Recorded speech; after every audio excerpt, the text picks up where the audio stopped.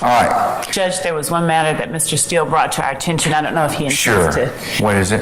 He had intended to introduce a video. I don't know if he intends to do that today, but if he does, it's a matter that would probably be best argued outside the presence of the jury. He served it on us this morning that he intended to do that. So how long is that video? It's 3 minutes? 4 minutes, maybe. Right from the jump, we've got tension, defense trying to slide in a video last minute. And in courtroom language, that's basically the legal version of drop surprise evidence and hope nobody notices. The judge, already suspicious. Watch how fast this turned procedural. Okay, have you all looked at it? Yes, we've looked at it. We contend that it is inadmissible through Mr. Stevens by Mr. Steele under 24-801 D2A. It's his client's video. Outside the presence of the jury, he served it on us this morning that he intended to do that. So how long is that video? Hang on one second.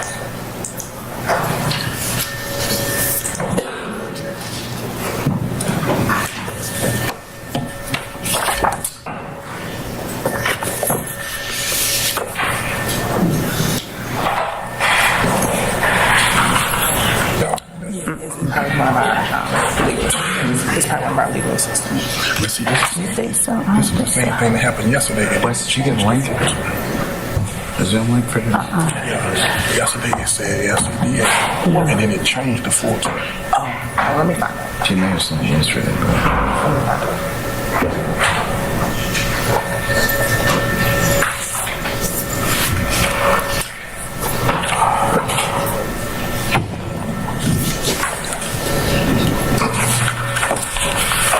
Mr. Steele, are you trying to show this video today? Yes, sir. I see it. Look at it. Thank you. Let's mark it, and can we pull it up so I can look at it? What exhibit are you going to mark it as, Mr. Steele?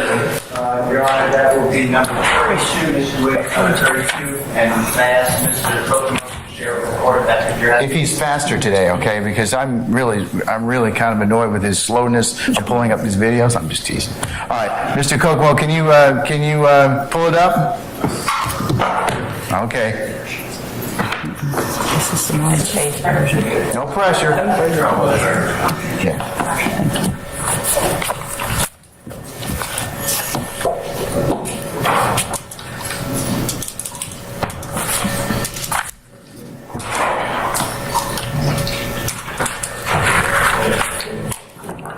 Hold on one second, Mr. Kokomo. I need to get my Zoom link.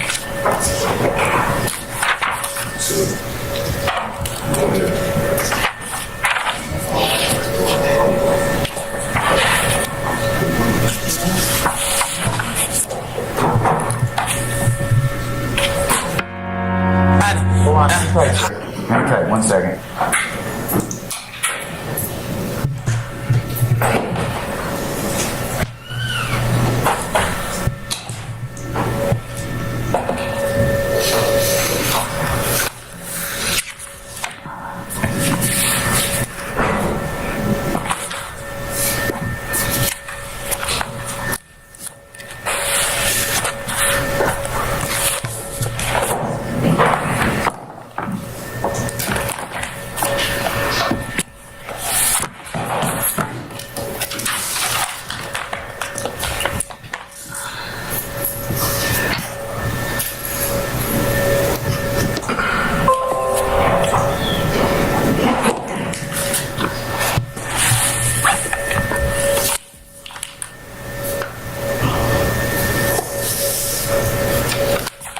Defendant Williams 32, is that correct, Mr. Steele? Correct, Your Honor. All right, Mr. Kokomo, go ahead and play it, sir. One time's enough, Mr. Kokomo. All right, okay, all right. So, Mr. Steele, you want me to admit this, and what's the reason? I suppose you're gonna lay a foundation through Mr. Stevens? Good morning, sir, and yes, that is true. And then, assuming that foundation is laid to this honorable court's satisfaction, and the court admits it, there are three things that are pertinent to this video. You will look, if you don't mind, or may remember, in overt act number 14 of count 1. You will see a photograph that the grand jury attached to that charge, and it's Mr. Williams along with Mr. Copeland. It's a Instagram posting, allegedly with Mr. Williams' Instagram handle, and they are wearing shirts that you see in this video. The shirts are RG, and RG, it would be my contention, stands for Rich Gang, and Rich Gang. And here we hit our first awkward silence. These pauses matter. This usually means someone just realized their legal footing might be shaky. When lawyers stop talking this long in court, it's never confidence, it's recalculating. We're here with, an allegation of a criminal street gang, and I want the jurors, I think I'm entitled, I would like to, entitled to show the jurors what Rich Gang is. That is their music compilation. Number 2, Okay. There is a lot of red being worn in the video that has been just played for the Ensemble Court, which I believe is number 31. If I'm wrong, it's 32. 32. Okay, thank you. And Mr. Williams is not wearing red in the video. It is being worn by other people. The third reason, Your Honor, is there are 2 witnesses on the state's witness list. Mr. Brian Williams, his performing name is Birdman, and Mr. And of course I can't remember, it's Lamar, I can't remember his first name. Says Lamar. The Qantas Lamar? Thank you, I apologize. Okay, all Also right. a performer known as Rich Homie Kwan, or RHQ. He is in that video, he's a performer. It will explain Mr. Williams' relationship with them. And this is not a statement as in OCGA section 24-8-801D2A, as in Lisa and Alpha, because I am not looking for this statement or these words of Mr. Williams. He is singing. There are lyrics of Mr. Williams that he is singing on this video, but these words are not for the indictment. This was also made in 2012 or 13. This video? Yes, I have to check my notes. All right, got all that. Why do you think that Mr. Stevens would be a better witness for a foundation rather than either Birdman or Mr. Williams or Mr. Lamar, Rich Homie Kwan? If they're in the video and that they're going to be called, why wouldn't it be better to lay a foundation through them? 2 reasons. First of all, I believe that Mr. Stevens can. This is a public domain. It doesn't make a difference if it's public or not. You still have to have some basis of frame of reference to then kind of just lay the foundation from that. You still have to kind of orient it as to place and space. And I'm not saying that it's not admissible. It's just, I don't think that unless he has some nexus with that. I mean, then we'd be up here all the time and you'd just be showing people, oh, did you understand this? Or is this a person that we're looking at? You've got to have context. And if he can't provide context, he's not the best person to probably lay the foundation for that.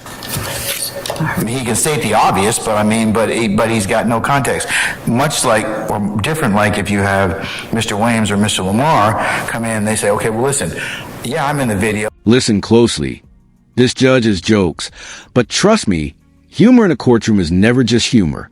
When she teases the attorney about being slow with tech, that's judge code for get your act together, counsel. How often do you see a judge roast someone mid-trial? Let me know in the comments. And let me tell you, in 2012 or 13 with the foundation, this is what was going on, and here's why we're singing about, rich guy. Do you see the difference? No. Well, okay. We'll have to disagree professionally on that one. I'm not trying to disagree. No. Look, You're asking me a question. I'm asking you a question, but I'm also telling you why I would probably sustain the state's objection. At this point, I I think from the court's perspective, it's admissible. It's just not admissible through him.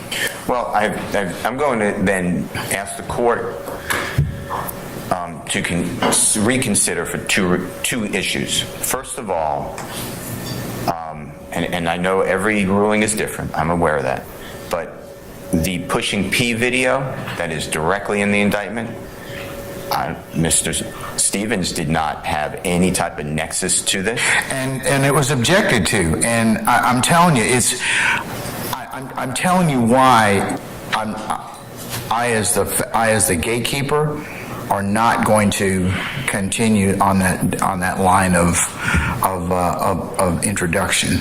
I don't want to raise a frivolous motion. No. That is the gatekeeper that you are going to do, and that the gate's not opening up right now. Yeah, I mean, I'm just telling you. Again, I think the evidence is relevant and it's admissible for the reasons you just told me. Now, I understand that, this is the state's case in chief, and you're trying to get out what you need. He's just not the witness to do so.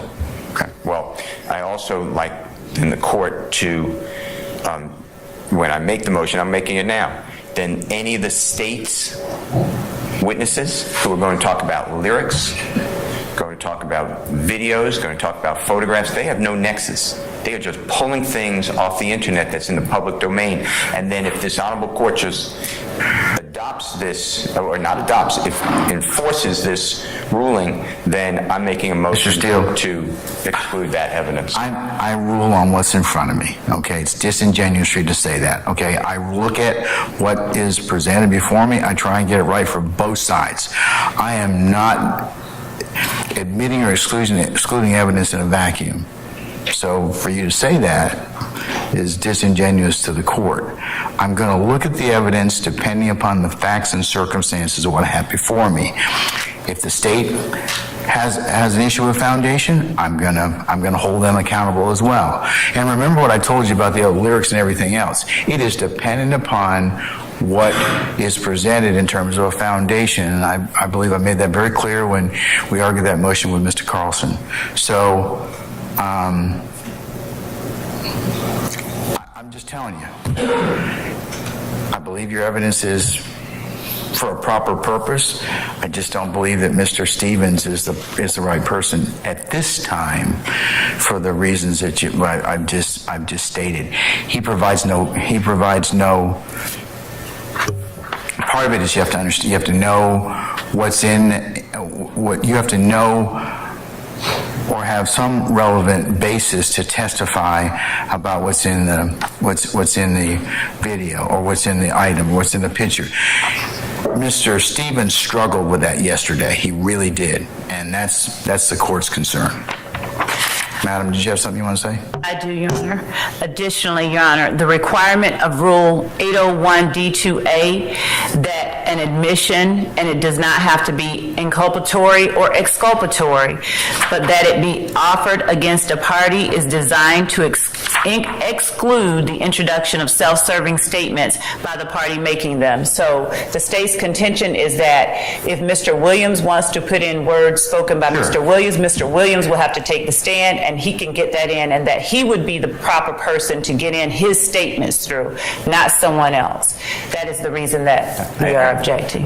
As strenuous as I've ever been before a court, disagree. I am not using these lyrics or statements for any type of truth of matter. I am showing what I told the court. The lyrics, as everything, are not... Okay, big moment. This is where the jury would normally see the video. But because of objections, the judge is previewing it solo. Pay attention. Anytime a judge watches something outside the jury's presence, it means the stakes are high. They're deciding if this clip could help the defense, hurt the state, or blow up the whole evidentiary balance.